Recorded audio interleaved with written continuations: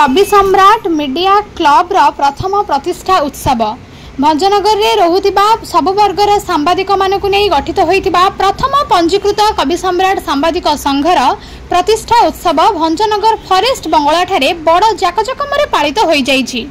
एही भव्य कार्यक्रम में मुख्य अतिथि भावे उपखंड सूचना लोक संपर्क अधिकारी श्रीयुक्त गौरीशंकर सतपथी और अतिथि भावे वरिष्ठ सांबादिक श्रीयुक्त लोकनाथ कर, श्रीयुक्त रवींद्र कुमार पात्र, श्रीयुक्त बाबुला प्रधान, श्रीयुक्त रवींद्र गौड़, श्रीयुक्त सुशांत साहू और कवि सम्राट मीडिया क्लब उपदेष्टा और आईन परामर्शदाता श्रीयुक्त दंडप्राणी प्रधान जोग देइथिले।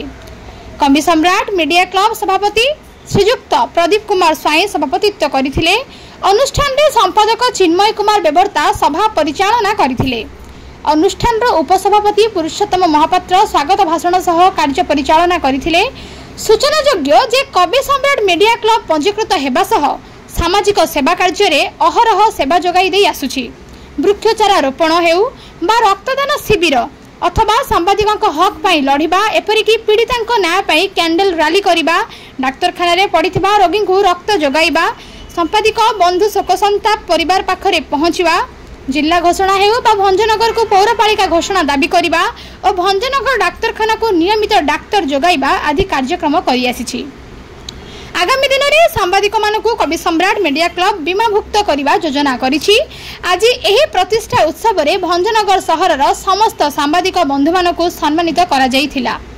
यह व्यतीत जो खबर कागज वितरक बंधु माने अछंती सेमानंकु मानपत्र और उपढौकन सह पुष्पगुच्छ सह सम्मानित करा जाइथिला।